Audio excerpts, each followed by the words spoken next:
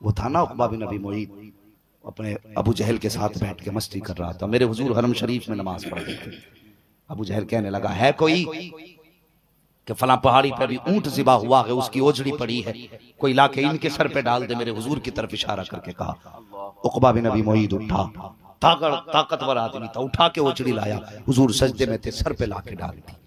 سنیں ذرا بیٹی کیا ہوتی ہے، غور سے سنیں، لا کے حضور کے سر پہ ڈال دی۔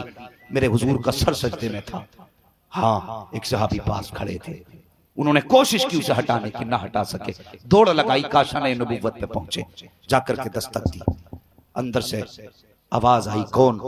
وہ آواز کسی اور کی نہیں، نبی کی چھوٹی شہزادی سیدہ فاطمہ زہرا کی آواز تھی۔ دروازے پہ آئیں، چچا بات کیا ہے؟ آنکھ میں آنسو تھے صحابی کے، کہنے لگے آج ظلم ہو گیا۔ کہا کیا ہوا؟ کہا ابو جہل نے آپ کے والد کے سر پہ اوجڑی ڈالی ہے، وہ سجدے میں ہے، خدا کی قسم سیدہ نے بچپن میں اپنے سر پہ دوپٹہ ڈالا اور دوڑ لگائی، انگلی پکڑی، صحابی کی حرم شریف میں آئی، ایک طرف سے آپ نے دھکیلا، دوسری طرف سے صحابی نے کھینچا، جب اوجڑی ہٹی میرے نبی کا پورا چہرہ سرخ ہو چکا تھا۔ بیٹی تھی نا فاطمہ، باپ کی گود میں بیٹھ گئی، حضور کی گود میں بیٹھی، ماتھا چومنے لگی، رونے لگی، اور روتے روتے اٹھی اچانک گود سے اور غلاف کعبہ کو پکڑ کے کہنے لگی یا اللہ جنہوں نے میرے باپ کے ساتھ یہ کیا ہے وہ زندہ نہیں رہنا چاہیے۔ اتنا کہا تھا میرے حضور نے بیٹی کو کہتے سنا، اٹھے اپنی جگہ سے، دوڑ لگائی، ہاتھ پکڑا خاتون جنت کا، کہا شہزادی زبان کو روک لو، اب دوبارہ جملہ نہ کہہ دینا، اگر تم نے دوبارہ کہہ دیا ابھی آسمان سے پتھر گریں گے، ختم ہو جائیں گے یہ۔ اے بیٹی میں مٹانے نہیں آیا، میں مٹتے ہوئے کو ہمیشہ کے لیے بچانے کے لیے آیا۔ کیا بات ہے، زندہ باب۔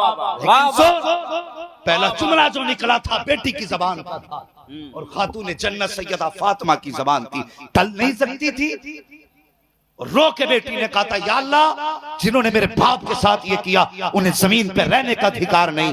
خدا کی قسم تاریخ پڑھیے اسلام کی، مورخین نے لکھا کہ جتنے لوگ اس مشورے میں شامل تھے اور جن کے حق میں خاتون جنت نے بد دعا کی تھی، جب بدر کا میدان سجا تو جتنے سر کٹے تھے وہ سب انہی کے سر تھے جو حضور پہ گھوچڑی ڈالنے والے لوگ تھے۔ بیٹی ہوتی ہے جو باپ کے دکھ نہیں سہ سکتی، اور تو کسی کے سامنے بیٹی کے سامنے باپ کی گالی دے اور تجھے شرم نہیں آتی؟ اس سے پوچھ اس کے باپ نے کیسے پالا ہے بیٹی کو، خود لوگوں کی گالیاں کھاتا رہا لیکن بیٹی کو بے پردہ نہیں ہونے دیا، دھکے کھا کے کما کے لایا، لیکن کسی امیر کے دروازے پر بیٹی سے برتن صاف نہیں کرائے، صرف اس لیے تاکہ میری بیٹی عزت کی زندگی گزار کے جائے۔ جس باپ نے اتنی خودداری سے بیٹی پالی، جب اس کے باپ کو گالیاں دی جائیں گی تو مجھے بھی بتا وہ بیٹی کیسے گوارا کرے گی۔ اور پھر کہتے ہیں بیوی فرما بردار نہیں، میں کہتا ہوں نادان تو نے بیوی کو سمجھا ہی نہیں۔ نمسکار۔